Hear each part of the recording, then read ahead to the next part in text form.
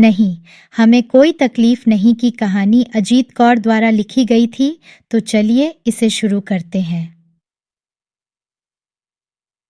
रात बहुत देर गए। मेरे अखबार के चीफ रिपोर्टर का फोन आया कि अभी पीटीआई की खबर आई है कि फरीदाबाद में मजदूरों ने हड्डी डी हड़ताल कर दी है। बहुत तनाव है। जिस फैक्ट्री से यह हड्डी डी हड़ताल शुरू हुई है, वहां एक मजदूर मर गया है।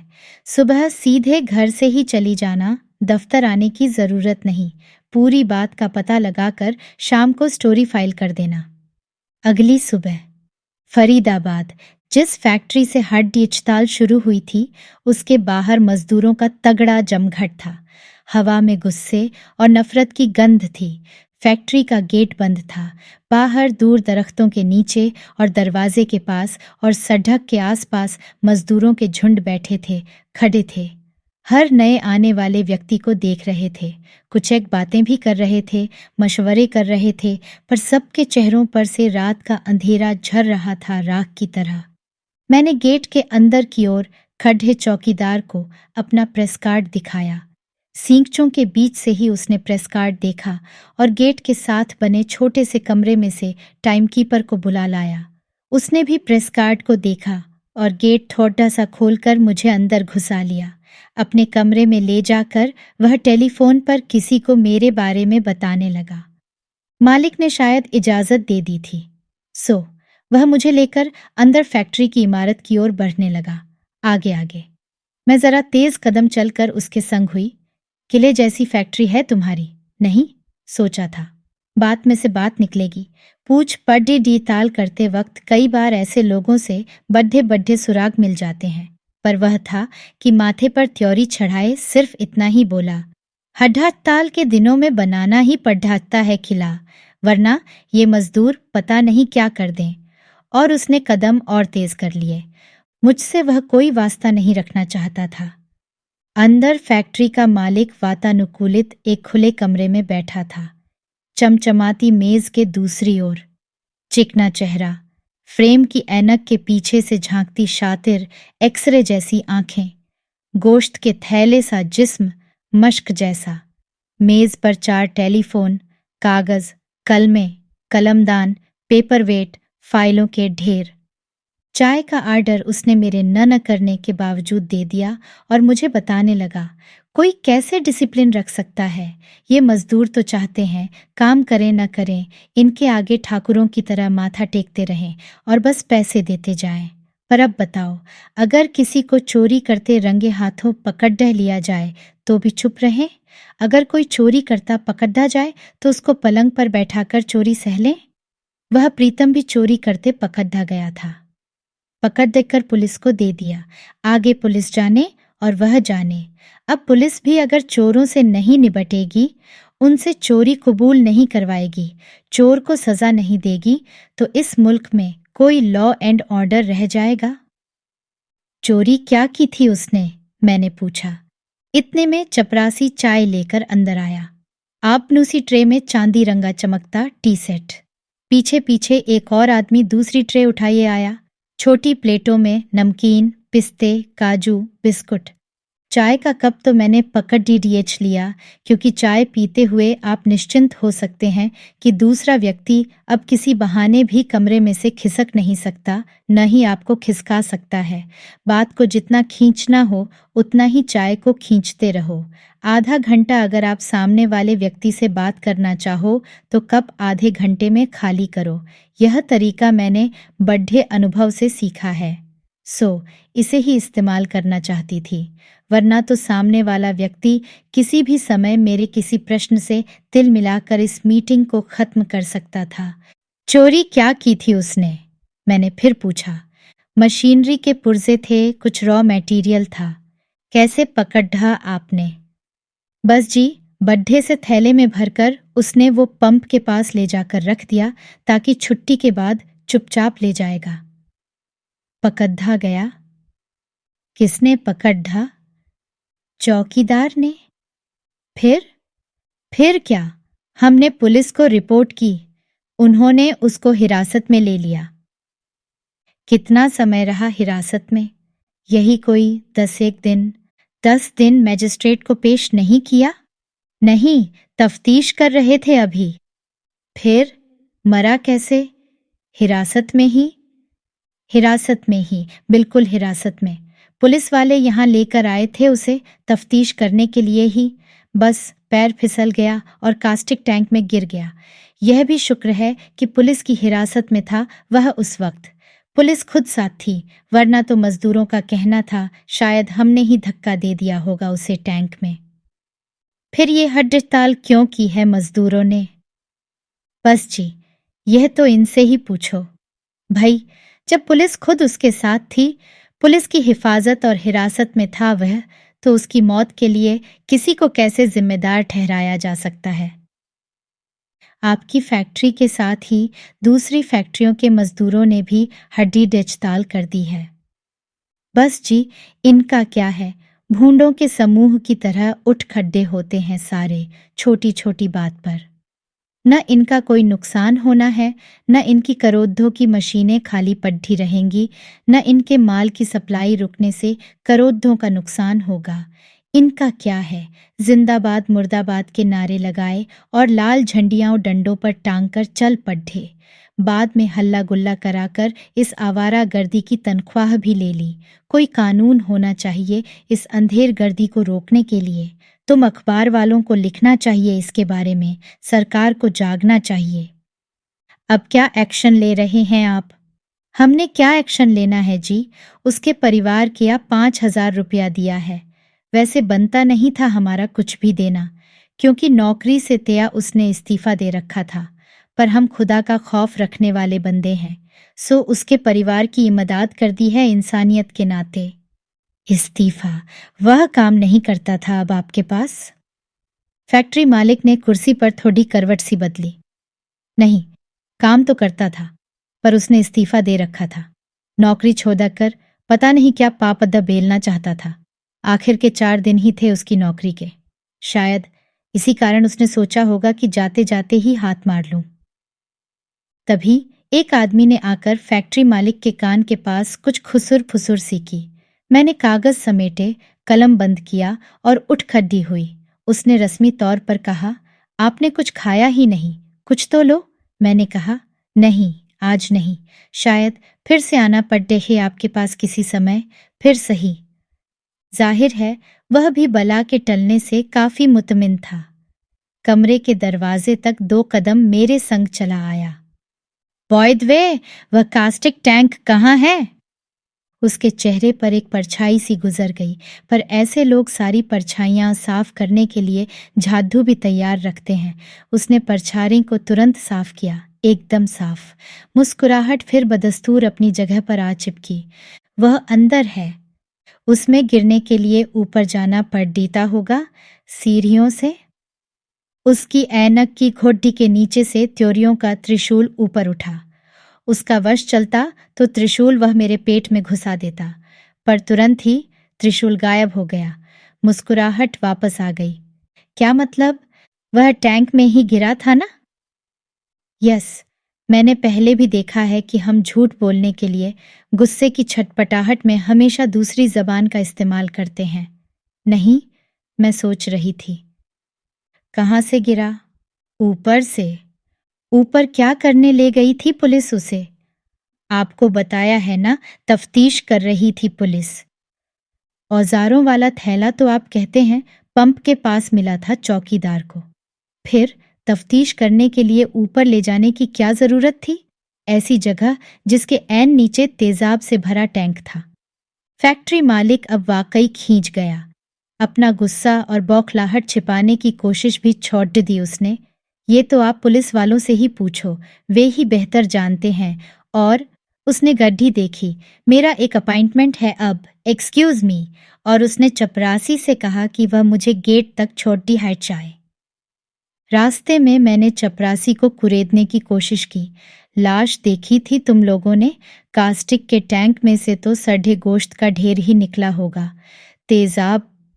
वह दांत खुरचता रहा और साथ साथ चलता रहा। तुम लोगों का भाई बंद था आखिर।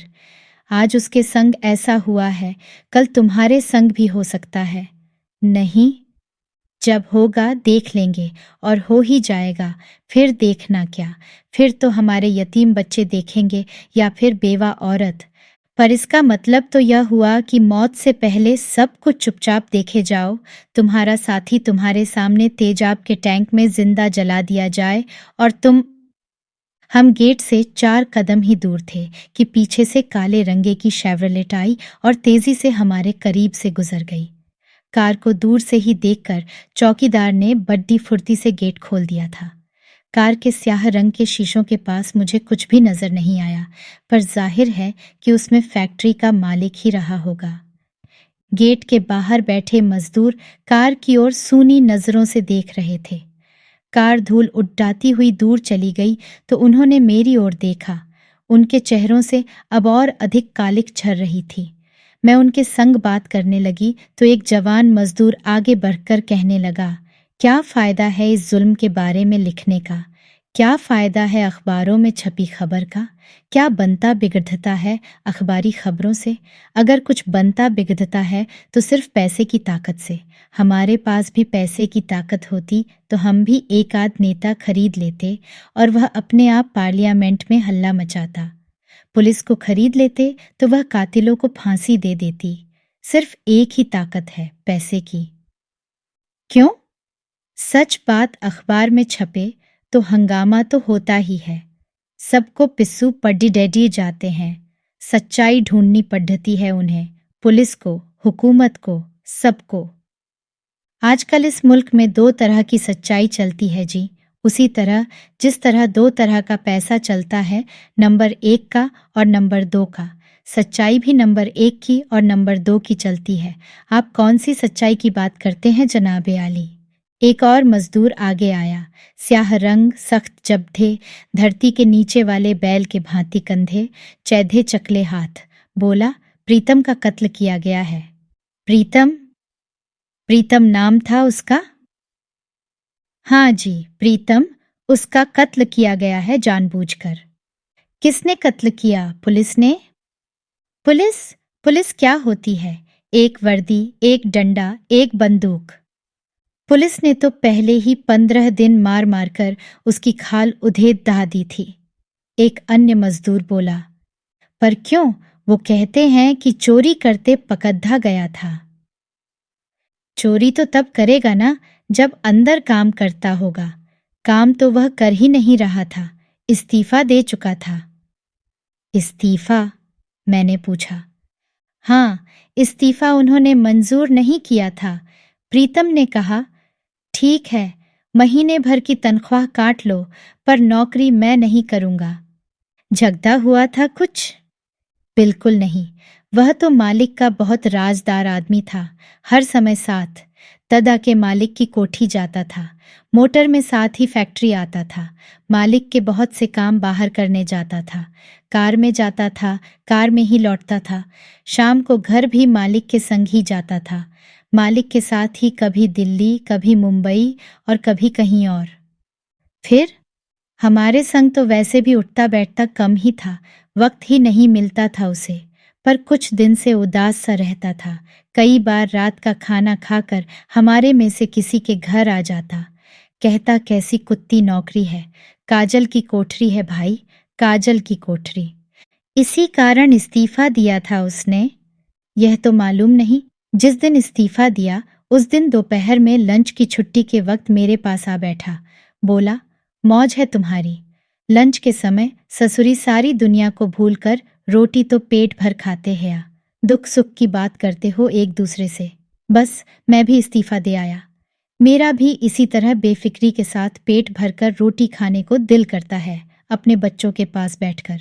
मैं हैरान हुआ। हम सब तो सोचते थे कि पट्ठा बड्ढी ऐश करता है, मोटरों में घूमता है। मैंने कहा, नौकरी छोड़ डट कर करेगा क्या? कहने लगा, बाजार में साइकिलों की दुकान खोलूंगा, पुराने साइकिल खरीद कर मुरम्मत करके बेचा करूंगा। फिर धीरे धीरे किसी साइकिल की एजेंसी भी शायद मिल ही जाए। बाजार में एक दुकान किराए पर उसने ले भी ली थी। जिस दिन पकड़ा गया उस दिन वह अपनी दुकान को ही ठीक ठाक कर रहा था। एक और व्यक्ति बोला, क्या मतलब, वह फैक्ट्री में नहीं पकड़ा गया? वह तो मालिक ने अपना आदमी भेजकर उसे बुलाया था। पता नहीं क्या सोचकर वह चला गया उस आदमी के साथ। शायद सोचा होगा कि इस्तीफे के बारे में कोई बात करनी होगी मालिक को। वह फैक्ट्री गया। मैंने खुद देखा उसे अंदर मालिक के दफ्तर की ओर जाते। बस जब बात करके बाहर निकला तो चौकीदार पंप के पास से सामान भरा थैला उठा लाया और शोर मचा दिया। फैक्ट्री के अंदर गया ही नहीं वह। बिल्कुल नहीं, काम ही नहीं कर रहा था कई दिनों से वह फैक्ट्री में। वो आप खुद ही देख रहे हो सामने। और उसने अंदर वाली बिल्डिंग की ओर बांह लंबी की। वह है मालिक का कमरा और वह है बाहर पंप। अगर पुलिस ने तफ्तीश करनी ही थी तो या तो उसे पंप के पास ले जाती या फिर मालिक के कमरे में। अंदर फैक्ट्री में, और वह भी तेजाब के टैंक के एन ऊपर ले जाने का क्या काम था? जाहिर है कि साजिश थी उसको कत्ल करने की। पूरा प्लान बनाया होगा मालिक ने पुलिस के साथ मिलकर। पता नहीं कितना पैसा खिलाया होगा। पर जब इतने दिन वह, क्या नाम था उसका? प्रीतम? जब हिरासत में था तुमने क्यों नहीं कुछ किया? मुझे बेहद गुस्सा आ रहा था इस सारे किस्से पर। असल में वह नौकरी छोड़ दिया चुका था, यूनियन का मेंबर भी नहीं था। सच बात पूछते हो तो वह कभी हमारे साथ रहा ही नहीं था, हमेशा मालिकों के पास ही रहा था। हम तो उसको गद्दार ही समझते थे हमेशा। जब कभी भी हमारी हड़ताल हुई उसने कभी हमारा साथ नहीं दिया। पर बंदा तो तुम्हारा ही था, तुम्हारे जैसा ही मजदूर। तुम्हारा फर्ज नहीं बनता था कि अब जब उसे मार ही दिया गया है तो हमें लगा कि हमारा ही आदमी था, हमारी ही बिरादरी का, जो हमेशा जुल्म का शिकार होती रहती है।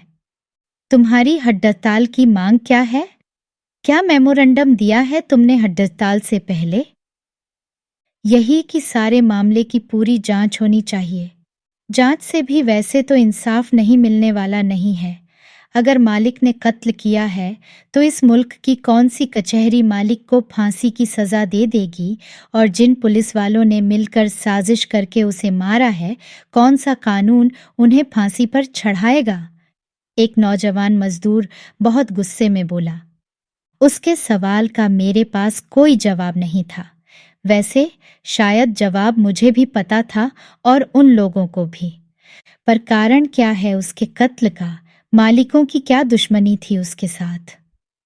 मालिकों के कुछ खास भेद होंगे उसके पास। हर वक्त उनके साथ जो रहता था वह। इसी कारण उसका इस्तीफा मंजूर नहीं कर रहे थे। इसी कारण उसे वापस बुला रहे थे।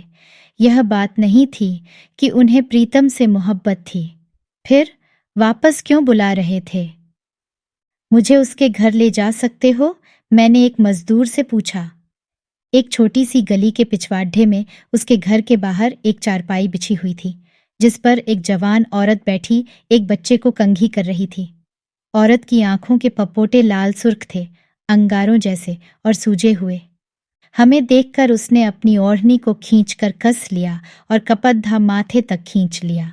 कंघी करती रही, पर उसका कंघी वाला हाथ कांप रहा था। ये बीबी जी तुम्हें मिलने आई हैं। मैं उसके समीप ही चारपाई पर बैठ गई। उसके चेहरे की ओर देखकर कलेजा मुंह को आता था। वह मेरी ओर देख ही नहीं रही थी। मैंने पता नहीं प्रीतम के बारे में क्या कहा। शायद रश्मि से अफसोस के 2 शब्द ही बोले होंगे, याद नहीं। उसकी झुकी हुई आंखों के सुर्ख पपोटों के नीचे पलकों से पानी के कतरे झरने लगे। वह बच्चे को कंघी करती रही।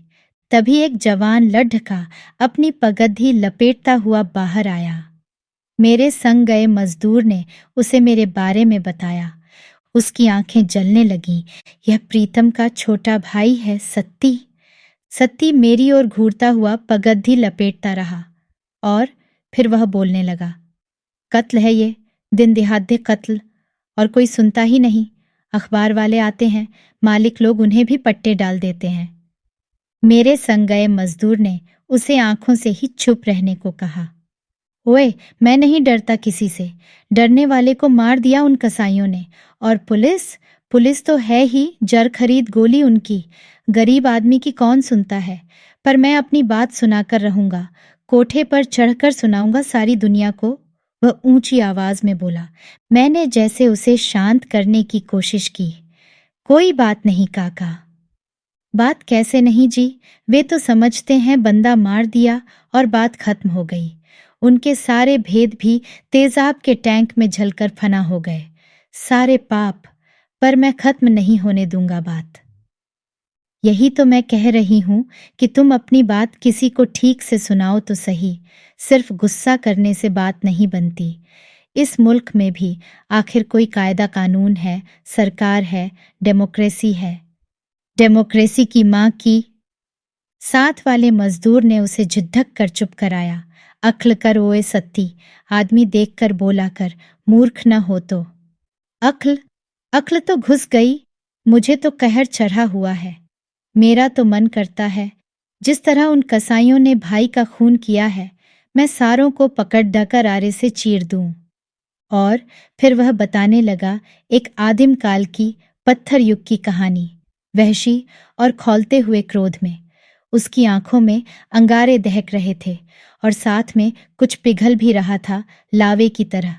भाई के पास बड्ढे राज थे मालिकों के, हर वक्त पता नहीं क्या क्या करवाते रहते थे उससे। और पता नहीं किस तरह का उसके सिर पर वफादारी का भूत सवार था कि कभी घर में भी उसने कोई भेद साझा नहीं किया। कई बार शाम को चपरासी आकर संदेशा दे जाता कि वह मालिकों के संग कहीं गया है, देर से लौटेगा। देर से क्या, कई बार तो मुर्गे की बांग होने पर ही वह घर लौटता, अगले दिन तड़ाड़ाच के। पर अब वह धीरे धीरे इन कामों से खींच रहा था। सारा गुस्सा आकर वह घर पर उतारता या फिर गुमसुम होकर चारपाई पर लेटे लेटे छत को घूरता रहता। मैं जब भी कहीं अपनी नौकरी की बात करता, वह मुझे जिद्दाक देता, नहीं सत्ती, हम अपना कोई काम करेंगे। नौकरी का भी ससुरा कोई जीना है, चाकरी तो होती ही बुरी है। बंदा अपनी आत्मा को मार दे तभी होती है चाकरी, वह कहा करता था।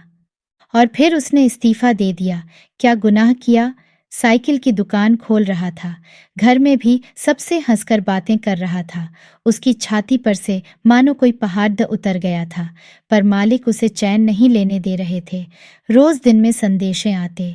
आखिर एक दिन वह मालिकों के भेजे आदमी के संग फैक्ट्री चला ही गया मिलने के लिए। बताओ, जो आदमी मालिक के दफ्तर के अंदर बैठकर बात करेगा, उसके पास फैक्ट्री के औजार और पुर्जे कहाँ से आएंगे? थैला कहाँ से भर लेगा वह? पंप के पास वह गया ही नहीं, न ही अंदर फैक्ट्री के किसी भी फ्लोर में उसने पैर रखा। सब फरेब, झूठ, कुफ्र। और फिर पुलिस ने जिस तरह 14-15 दिन उसकी खाल उतारी है, उल्टा लटकाकर जिस तरह उसके पैरों के तलुओं को पीटा है, मैं तो उनकी। और अब वह धाधे मार मार कर रो रहा था। फिर उसे कत्ल करने के लिए वो फैक्ट्री में ले गए, कसाई, राक्षस, और फिर लाश पोस्टमार्टम के लिए पहुंचा दी। राक्षसों, मांस के झुलसे हुए लोथे का क्या करोगे पोस्टमार्टम तुम? वह बच्चों की तरह रो रहा था। चारपाई पर बैठी औरत, जो जाहिर है प्रीतम की बेवा थी, पल्लू आंखों पर रखकर सिसक सिसक कर रो रही थी। बच्चा चारपाई के पास खड़ी ढा था, हैरान, झुलसा हुआ। काट पीट कर बोरी की तरह सिलकर हमारा भाई हमारे हवाले कर दिया, ले जाओ और ले जाकर जला दो इस कूड़े को। उस औरत की हिचकियों में लंबी सी चीख भी शामिल हो गई। तभी अंदर से एक बुजुर्ग बाहर निकला, लाठी टेकते हुए, सिर पर मैली होती हुई पगड्डी, सफेद मटमैली सी दाढ़ी, चेहरे पर बदहवासी। बाहर आकर उसने आंखों के ऊपर अपनी हथेली की छतरी सी बनाई और मेरी ओर देखा गौर से। कहने लगा, नहीं बीबी, हमें कोई तकलीफ नहीं। उस कमबख्त की मौत आई थी, मर गया। पिछले जन्म का वैरी था, पेट पर लात मार गया। और उसकी आवाज भर्राते हुए फट सी गई। किसी का कोई कसूर नहीं बीबी, ये सत्ती तो पागल है, यूं ही बोले जाता है। और फिर उसकी दाढ़ी के सफेद बाल कांपने लगे। आवाज गले को खुरच कर बाहर निकली, फटी हुई, एक तो गया, अब इसे भी गंवा बैठे।